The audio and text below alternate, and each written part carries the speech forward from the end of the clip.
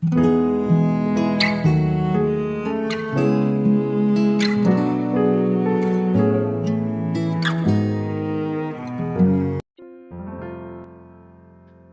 saudara yang dikasihi Tuhan Yesus. Selamat pagi dan salam sejahtera bagi saudara semua. Saya menyapa bagi saudara semua yang ada di Indonesia dari Sabang sampai Merauke, baik yang di kota maupun yang di desa. Dan saudara yang ada di Malaysia dan dimanapun saudara berada.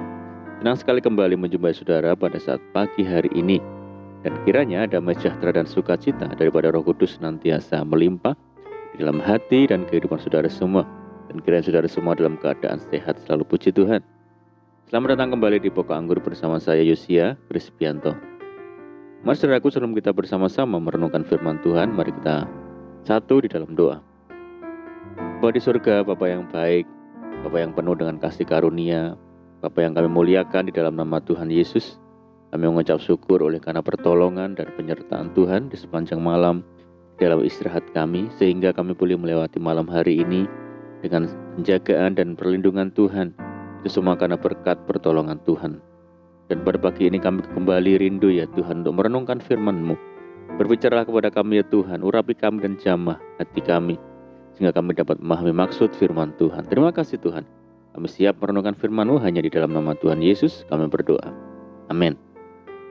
Baik saudara, kita akan membaca bersama dalam Keluaran 14 ayat yang ke-13 bagian A. Tetapi berkatalah Musa kepada bangsa itu, janganlah takut, berdirilah tetap dan lihatlah keselamatan dari Tuhan yang akan diberikannya hari ini kepadamu, puji Tuhan. Saudaraku, Musa dipilih oleh Tuhan untuk membawa bangsa Israel keluar dari tanah Mesir untuk menuju ke tanah perjanjian. Setelah melewati masa perbudakan selama 400 tahun, bangsa Israel tidak dilepaskan begitu saja meninggalkan tanah Mesir. Mereka dikejar oleh pasukan Firaun hingga mereka tiba di tepi laut Tibereu. Bagi bangsa Israel, sudah tidak ada jalan keluar lagi dari masalah yang ada pada saat itu. Di belakang mereka ada pasukan Firaun yang mengejar, sedangkan di depan mereka terbentang lautan yang luas dan dalam. Tidak ada jalan lain bagi bangsa Israel pada saat itu. Mereka benar-benar dalam keadaan yang terjepit. Kisah ini menggambarkan badai kehidupan yang sering dialami dalam kehidupan kekristenan kita, saudara. Begitu besar dan begitu banyak masalah yang menghimpit kehidupan kita, sehingga kita merasa tidak ada lagi jalan keluar. Segala cara sudah ditempuh, namun tidak membuahkan hasil. Saudaraku, mari kita belajar dari kisah Musa dan bangsa Israel, bagaimana cara mereka melalui masalah yang seperti itu. Yang pertama adalah jangan takut. Di dalam Keluaran 14 bagian 13a katakan, tetapi berkatalah Musa kepada bangsa itu, janganlah takut.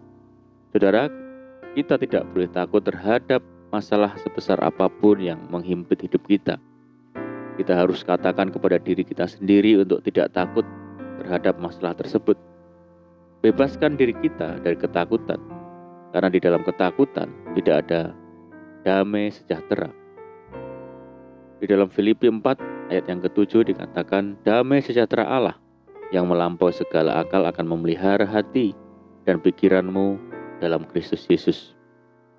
Mintalah damai sejahtera dari Allah Bapa untuk memelihara hati dan pikiran kita dari ketakutan, saudara. Ketika damai sejahteranya melingkupi hati kita, kita tidak akan pernah merasa takut lagi. Yang kedua adalah kita bisa belajar dari keadaan Musa dan bangsa Israel adalah tetap berdiri. Saudara, masalah demi masalah mungkin akan membuat kita lelah atau bahkan terjatuh. Satu hal yang membuat kita dapat meraih keberhasilan adalah ketika kita bangkit dari kejatuhan dan berdiri kembali. Bukan seberapa dalam kita terjatuh, tetapi seberapa kuat kita mau berdiri kembali ketika kita terjatuh. Di dalam Efesus 6 ayat yang ke-13 dikatakan, sebab itu ambillah seluruh perlengkapan senjata Allah, supaya kamu dapat mengadakan perlawanan pada hari yang jahat itu, dan tetap berdiri sesudah kamu menyelesaikan segala sesuatu. Gunakanlah seluruh perlengkapan rohani yang sudah Tuhan sediakan bagi kita. Firman Tuhan, kebenaran, keadilan, doa, damai sejahtera, iman, dan keselamatan. Dengan bangkit kembali dan tetap berdiri dalam kebenaran Tuhan, maka kita akan meraih keberhasilan dan kesuksesan di tengah-tengah masalah. Dan yang ketiga adalah angkat tongkat, saudara. Angkat tongkat berbicara mengenai kuasa Tuhan. Dengan tongkat ini, maka Musa dapat membelah laut. Pada kisah sebelumnya, tulah-tulah terjadi melalui tongkat yang digunakan oleh Musa. Di kisah berikutnya pun Musa juga menggunakan tongkat ini mengeluarkan air yang dapat diminum oleh bangsa Israel. Dan banyak mujizat lainnya yang terjadi untuk membuktikan kuasa Allah bagi bangsa Israel. Di dalam kisah Rasul 1 ayat yang ke-8 dikatakan, tetapi kamu akan menerima kuasa kalau Roh Kudus turun ke atas kamu, dan kamu akan menjadi saksiku di Yerusalem dan di seluruh Yudea dan Samaria dan sampai ke ujung bumi. Saudara, kuasa Tuhan telah dicurahkan melalui Roh-Nya yang telah turun dan tinggal di dalam hidup kita. Ketahuilah hal ini dan yakinlah bahwa kuasa Tuhan ada di dalam kita. Kuasa ini adalah kuasa yang sama dengan kuasa yang digunakan Musa melalui tongkatnya. Gunakan otoritas yang telah Tuhan berikan bagi hidup kita untuk membelah laut di hadapan kita. Yakinilah bahwa kuasa Tuhan dapat digunakan untuk membuka jalan di tengah masalah-masalah yang kita hadapi. Perkatakanlah firman, saudara. Perkatakanlah hal-hal positif dan perkatakan hal yang membangun. Jangan takut dan tetap berdiri bersama dengan Tuhan. Maka kita akan melihat keselamatan demi keselamatan dan mujizat demi mujizat terjadi di dalam langkah hidup kita. Tuhan yang telah berfirman tidak akan meninggalkan kita begitu saja. Dia akan memberikan kekuatan dan kemampuan bagi kita untuk dapat berdiri tegak dan berjalan terus di tengah-tengah kesulitan yang ada.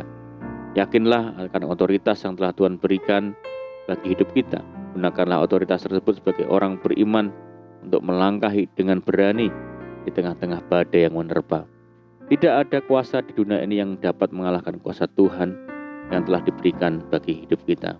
Bersama Yesus, kita akan melakukan perkara-perkara yang besar. Amin, puji Tuhan, mari kita berdoa. Bapa di surga, Bapa di dalam nama Tuhan Yesus, terima kasih buat firman-Mu. Tuhan, ajar kami untuk senantiasa untuk tetap tenang menghadapi badai kehidupan ini, tidak takut dan tetap berdiri dan bangkit sebab ada Tuhan bagi kami. Terima kasih Tuhan. Dan saat ini kami menyerahkan hidup kami sepenuhnya ke dalam tangan Tuhan. Berkati kami ya Tuhan. Berkati segala usaha kami, pekerjaan kami, dan jadikan kami hari ini berhasil dan beruntung. Sertai kami hari ini dengan penyertaan Tuhan yang sempurna. Mohon petunjuk-Mu sehingga kami hidup sejalan dan seturut dengan segala kehendak Tuhan. Mari Tuhan limpahi kami dengan sukacita dan damai sejahtera hari ini. Jauhkan kami dari segala macam malapetaka. Berdoa bagi kesejahteraan kota kami, desa kami, bangsa kami yang saat ini menghadapi pandemi dan permasalahan yang lainnya. Mari Tuhan berkati daerah kami, pulihkan negeri kami Tuhan. Belas kasihan Tuhan bagi bangsa kami.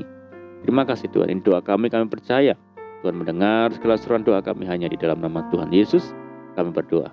Amin. Puji Tuhan, saudara, kita sudah berdoa, kita percaya penyertaan Tuhan senantiasa menyertai kita, dan mari kita tetap mengandalkan Tuhan dan tetap menaruh harap hanya kepada Tuhan. Saya ucapkan selamat pagi, selamat beraktivitas, doa saya menyertai saudara semua. Tuhan Yesus memberkati. Haleluya.